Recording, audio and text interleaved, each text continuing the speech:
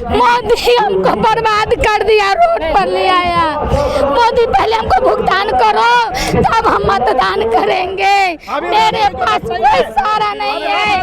बोलिए मोदी तो पिल्लू पड़ेगा, कोठी फूट जाएगा,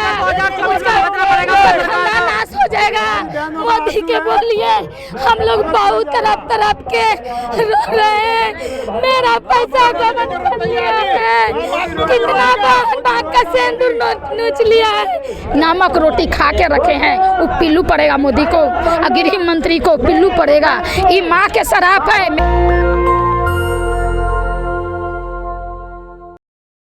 इस वक्त दिल्ली के जंतर मंतर पे हूँ। मेरे चारों तरफ आप पहले भीड़ देखिए और अंदाजा लगाइए कि हजारों की संख्या में लगातार लोग जंतर मंतर पे उतर आए हैं। अलग अलग राज्य से, भारत के कोने कोने से एकजुट हो चुके हैं। इनसे बातचीत करेंगे कि इनकी क्या है मांगे और कहाँ से आए हैं। कहाँ से आए हैं आप? इंदौर जिला से। तो क्या क्या दिक्कतें हैं, आप जंतर मंतर पे क्यों आए हैं? हम ठगी पीड़ित कंपनी पैसा नहीं दे रही हमारा। मेरा नाम सैयद मंसूर अली है और हमारा 50 लाख रुपए डला हुआ है इसमें, वो देने को तैयार नहीं है। पैसा लेने के लिए आए हम, यहाँ इकट्ठे हुए हम, इसीलिए इकट्ठे हुए हैं। तो क्या जंतर मंतर पे आने से पैसा मिल जाएगा? धरना देंगे, सरकार को परेशान करेंगे, सरकार कुछ न कुछ तो करेगी इसका। और भी लोग हैं, उनसे बातचीत करेंगे। तमाम लोग हैं जो एकदम आतुर हैं मीडिया में बात रखने के लिए। बताइए, जो सरकार ने लाइसेंस दिया है तो उस पे सरकार ने फिर मंथन भी करना पड़ेगा और उसका पैसा भी देना पड़ेगा। मैं भी उज्जैन ज़िले से हूँ और संजीवनी क्रेडिट कोऑपरेटिव सोसाइटी लिमिटेड में काम करता था, तो उसमें मेरा पैसा फंसा है। 25-30 लाख रुपए हैं और उसमें सीएमडी मिस्टर विष्णु पटेल हैं और सारे परेशान हो रहे हैं। लोग बाग परेशान कर रहे हैं, मरने के लिए तैयार हुए, ऐसे स्थिति हो रही है हमारी। तो सरकार हमारी बात सुने और हमारी पीड़ा देखे, इससे आगे कुछ बढ़ाए आप इस बात को। कितने साल तक पैसा जमा किए हैं? पैसा जमा किया था 5 साल से रेगुलर जमा किया था, उसके बाद में कंपनी बंद हो गई थी। जब से परेशान हो रहे हैं, 7 साल हो गए, 7-8 साल हो गए, अभी तक मैच्योरिटी नहीं हुई है। तो मैच्योरिटी के लिए परेशान हो रहे हैं। बस आश्वासन दे रही, पुलिस में रिपोर्ट भी दर्ज करवाई लोगों ने, वहाँ से परेशान हो रहे हो। घर पे भी जाते हैं तो रात में जाते हैं, वो रात में ही आ जाते हैं घर से वापस, क्योंकि परेशान हो रहे हैं बहुत ज़्यादा। हम बिहार से आया है, ऐसे ऑल इंडिया संघर्ष न्याय मोर्चा का प्रदेश अध्यक्ष है और सहारा इंडिया में तकरीबन हमने जो है 28 वर्षों तक काम किया और 1200 से 1500 एजेंट भी इसमें हमने बहाली किया था, जिसमें 40 से 50 करोड़ रुपया लगभग लोगों को हमने जमा करवाया है। लेकिन आज कंपनी की स्थिति ऐसा है कि सरकार और कंपनी मिलकर सारी गरीबों को रुपया को हड़पना चाहता है। लेकिन सरकार ने जिसमें रुपया हम लोगों को है सहकारिता विभाग में है, जिसका मंत्री है अमित शाह जी। 22 मार्च 2023 को उत्तराखंड में अमित शाह जी ने यह घोषणा किए थे कि जो है तुम लोग सेंट्रल रजिस्ट्रार में जो है क्लेम करो और हम जो है 60 दिनों के अंदर सभी को भुगतान करेंगे। लेकिन आज कंपनी से मिलकर सहारा इंडिया का सुब्रत राय ने एक पोस्टल तैयार करके और जो है अमित शाह को दिया और उल्टा रटाया अमित शाह ने इसको लागू कर दिया। जिस पोस्टल में उन्होंने यह किया है कि जिसको 50 लाख भी है उसको भी 10,000 देंगे, जिसको 10 लाख है उसको भी 10,000 देंगे और जिसको 20,000 है हम उसको 10,000 देंगे। और उस पोस्टल में बहुत सारा कमियां हैं कि जो है उसमें जो है बहुत सारे लोगों का जो है उसमें जो सर्टिफिकेट हेरा गया है उसका वो पोस्टल में जगह नहीं है, जो मर गया है उसका उस पोस्टल में जगह नहीं है, जिसका नाम गलत हो गया है उसका वो पोस्टल में जगह नहीं है, जिसकी बैंक में खाता नहीं है, जिसका मोबाइल नंबर नहीं है उसका भी उस पोस्टल में खाता नहीं है। मैंने ऐसा जब साइट खोला जाता है पोस्टल के तो उसमें जो है 20% का ही साइट खुलता है, बाकी किसी ने कारण से जो है वह जो ऑनलाइन नहीं होता है। इससे सरकार का मनसा साजिश होता है, से पता चलता है सरकार को कि यह गरीबों को पैसा देने का नियत नहीं है, ये सिर्फ एक छलवा है। 2024 का जो चुनाव है उसका ये जो है जीतने के लिए ये धोखा है। सरकार पूंजीपतियों से मिली हुई है, एकदम श्योर ये पूंजीपतियों की सरकार है। ये सरकार जो है ये 13 करोड़ जमा करता और 12 लाख कार्यकर्ता और कंपनियों को अगर मिला दिया जाए तो लगभग 40 करोड़ जमा करता है। उसकी चिंता इस सरकार को नहीं है। ये सरकार चिंता गरीबों को लूट करके, ऐसा सुने थे बहुत सा लोग, एक से एक डाकू इस धरती पर पैदा हुआ हिंदुस्तान हिंदुस्तान में कि अमीरों को लूट कर गरीबों में बांटा जाता था। लेकिन ये केंद्र की बीजेपी सरकार ये पहली सरकार है जो गरीबों को लूट कर अमीरों को बांटने का काम करता है। इससे डायरेक्ट जो है ये पता चलता है। वही सरकार कहती है पाई पाई देश के नाम। नहीं, ये सरकार का एक छलवा है मैडम, आपको ध्यान होगा ये सरकार का एक नारा था बेटी पढ़ाओ और बेटी बचाओ। लेकिन फिर हम वो गरीब दुखिया जो पैसा जमा किया था जो अपनी बेटी की शादी के लिए, वो आज जो है ना तो पैसा मिल रहा है ना गरीबों की शादी हो रही है। इतना बार कि किसी बच्ची की शादी तय हो चुकी थी, पैसे के भाव में उसका शादी कट चुका है। ये कैसी सरकार है जो बेटी पढ़ाओ बेटी बचाओ। दूसरी बात मैडम, सरकार मन की बात करती है। मोदी जी उस गरीबों की मन की बात नहीं कीजिए, उस गरीबों की बात मन को बात सुनिए भी। जिसने आपको जो है रिक्शा चलाने वाले, फुचका बेचने वाले, हर जोतने वाले, बर्तन मासने वाले का रुपया ने, गरीबों को रुपया ने, एजेंटों ने एक बड़ा सा सपना दिखाकर उसमें जमा किया था।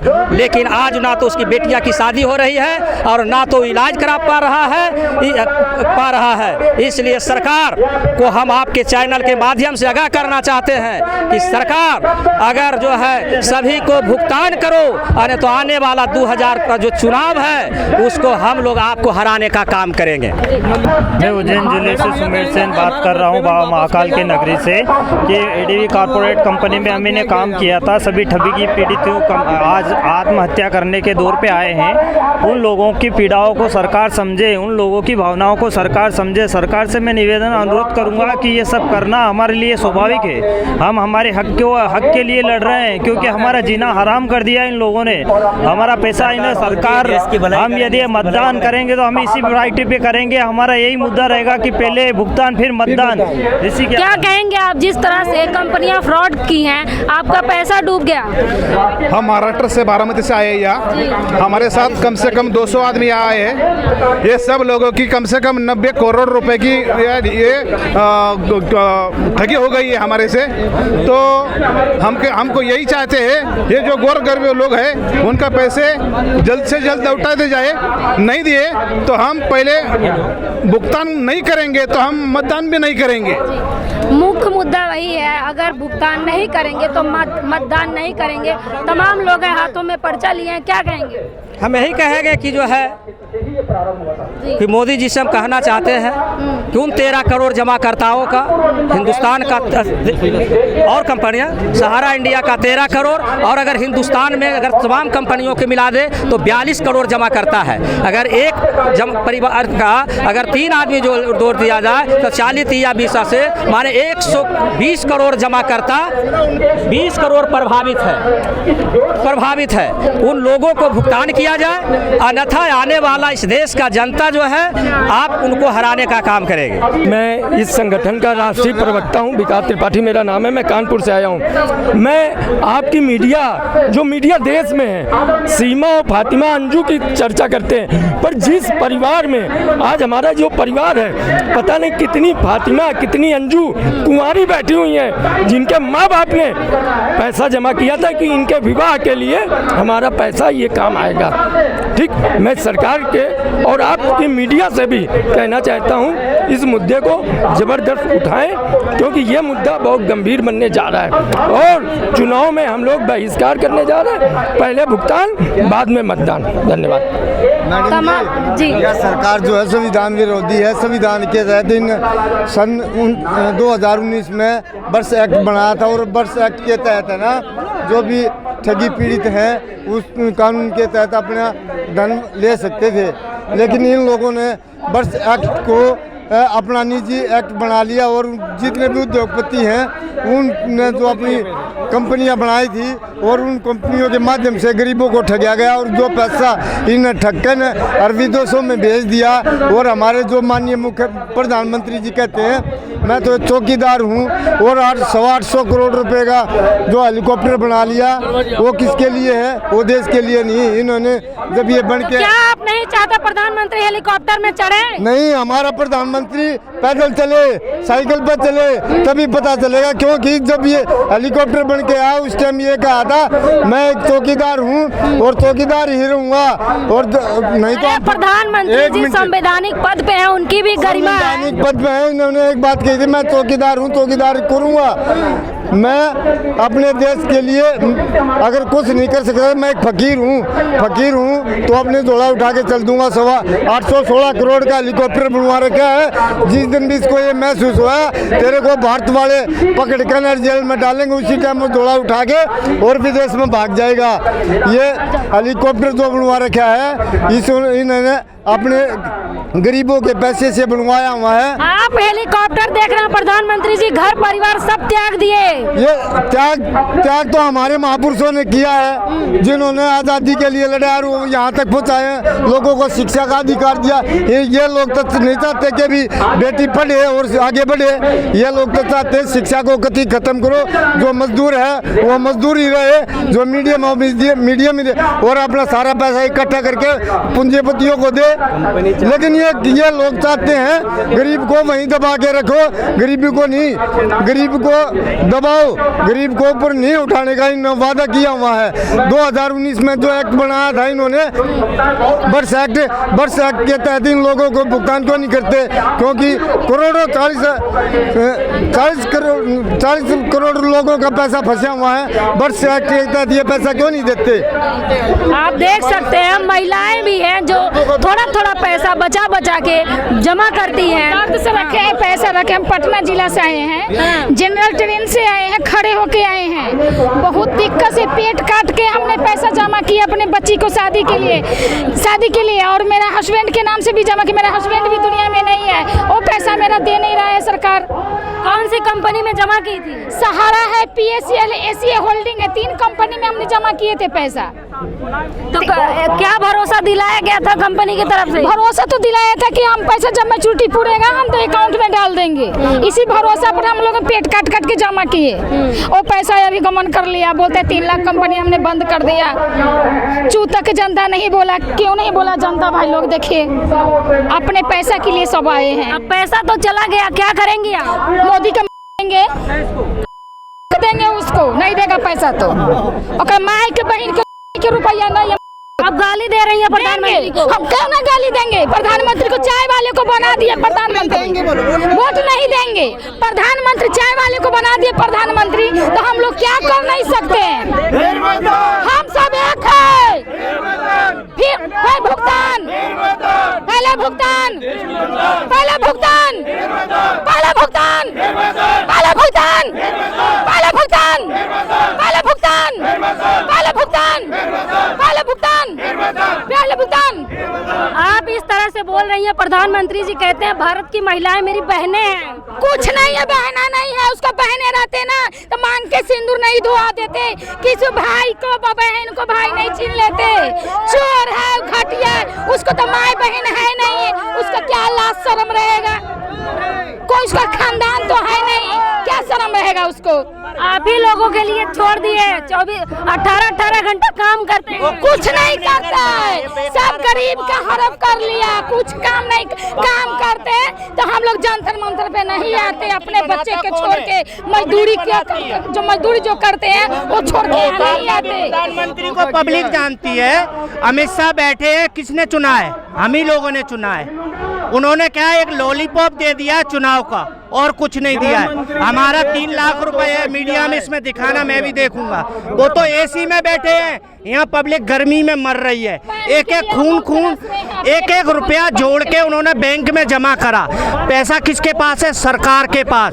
सरकार किसको बचा रही है? सहारा के मालिक को। वो किस में बैठा है? AC में। उसके बच्चे किस में बैठे? AC में। हम लोग गर्मी में मर रहे हैं, तो कौन देगा पैसा? जवाबदेही किसकी है? सरकार की। तो सरकार को पैसा एक एक करके हर किसी का देना चाहिए। सुब्रत राय ने माननीय सहकारिता मंत्रालय को चुनाव लड़ने के लिए इतना पैसा दे दिया है, सहकारिता मंत्रालय उसके साथ मिल गया है। अमित शाह जी के द्वारा देश के साथ धोखा किया गया है। सुब्रत राय ने जनता का धन लूटा था, केंद्र सरकार ने जनता का विश्वास लूटा है। उनके द्वारा इस तरह से देश की जनता के साथ विश्वासघात करना बहुत ही अशोभनीय है। यह जनता आने वाले विधानसभा लोकसभा चुनाव में ऐसा सबक सिखाएगी गृह मंत्री को और माननीय मोदी जी को, बीजेपी सरकार को। शायद कभी वो भाप नहीं पाएंगे कि आज देश की जनता अपने पैसे के लिए एक एक रुपए के लिए तड़प रही है, पर आज उनका कोई सुनने वाला नहीं है। और उनके भुगतान के लोग कितने लोग आज आत्महत्या कर चुके हैं।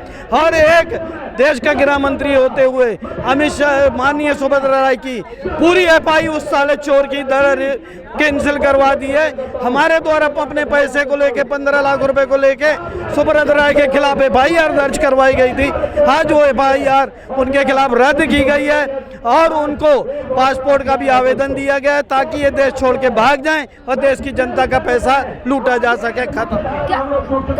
देश का पैसा लेके बड़े बड़े पूंजीपति विदेश भाग जा रहे हैं, क्या कहेंगे आप? वो पकड़े हो ना, उसको चाय वाले को प्रधानमंत्री बनाए हैं तो पकड़े। अभी सीमा के पीछे पड़े हुए, सीमा पाकिस्तान से आ गया, पाकिस्तान से आ गया, और जो हिंदुस्तान में उसको कोई खबर नहीं है।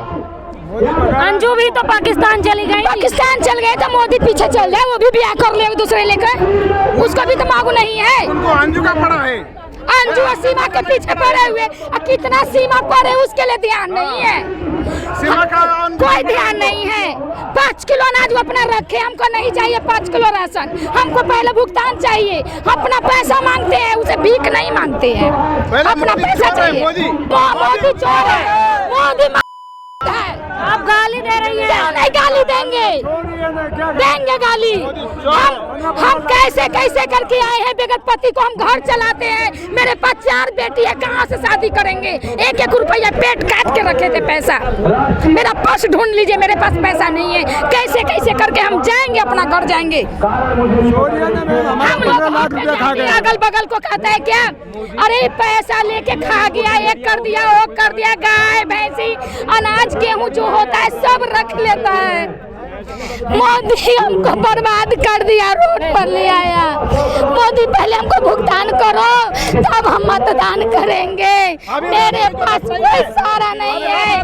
बोलिए, मोदी को पिल्लू पड़ेगा, कोठी फूट जाएगा, उसका नाश हो जाएगा। मोदी के बोलिए, हम लोग बहुत तरफ के रो रहे हैं। मेरा पैसा गबन कर लिया है, कितना बाग का सिंदूर नोच लिया है। किसी सिंदूर के लिए तरसते हैं, किसी को भाई के लिए, किसी को पति के लिए। वो लौटा देगा, वो लौटा पाएगा? मेरा पति चल गया, इसके लिए मेरा पति लौटा देगा? बोलिए, मोदी लौटा देगा? सीमा के पीछे हाथ धो के पड़े हुए, सीमा के पीछे हाथ धो के पड़े हैं। अरे कितना सीमा पड़े है, कितना सीमा है, कितना सीमा है। ये लोग भैया सबसे पूछिए कितना दर्द से भरे हुए। किसी को 10 लाख, किसी को 5 लाख, किसी को 2 लाख, कोई के 10,000। क्यों 200 के महीना जमा किया था? 200 के महीना अपना हर एक चीज ख्वाहिश पूरा करके। हम लोग के शौक नहीं था, हम लोग के शौक नहीं था कि अच्छे खाना खाए। नमक रोटी खा के रखे हैं। वो पिल्लू पड़ेगा मोदी को, गृह मंत्री को पिल्लू पड़ेगा। ये माँ के शराप है। मेरा 4 बेटी अभी कुमारी पड़ी हुई। कहता है कि क्या कहता है, तिलक खत्म कर दिए, दहेज खत्म कर दिए। अभी भी बिन तिलक के शादी कीजिए, अभी भी लड़की को ही गंजन है। किसी को जला देता है तो किसी को कुछ करता है, किसी को कुछ करता है। तो आप लोग देख सकते हैं, ये भारत की सच्चाई है। पेट काट के 1-1 रुपया काट के तमाम कंपनियों में लगाया और वो बाद में पता चलता है फ्रॉड है या पूंजीपति विदेश भाग जाते हैं। लेकिन इन महिलाओं का दर्द देखिए, इनके आंसू देखिए। प्रधानमंत्री हो या गृह मंत्री हो, वो चुप्पी साधे हैं। ये लोग छटपटा रहे हैं, रो रहे हैं अपने 1-1 रुपए के लिए। कोई बेटी की पढ़ाई के लिए तो कोई बेटे की शादी के लिए पैसा जमा किया था। 20 साल, 25 साल, 30 साल, पूरी उम्र गंवा दिया, लेकिन पैसा वापस नहीं मिला। जीवन खपा दिया, पल खपा दिया, लेकिन पैसा वापस नहीं मिला। अब मजबूर हैं अपने ही पैसे को मांगने के लिए, जंतर मंतर पे उतरे हैं। इस खबर पे आपकी क्या राय है, हमें कमेंट बॉक्स में जरूर बताएं। कैमरा पर्सन तौहीद के साथ मैं प्रियंका, नेशनल दस्तक, दिल्ली। नेशनल दस्तक की आपसे गुजारिश है कि अगर इसको बचाना चाहते हैं तो नेशनल दस्तक को सब्सक्राइब करने के लिए रेड कलर के सब्सक्राइब बटन को दबाएं, फिर बेल आइकन की घंटी दबाएं। नेशनल दस्तक को बचाने के लिए बहुत जरूरी है कि हर खबर को शेयर करें, लाइक करें, कमेंट जरूर करें।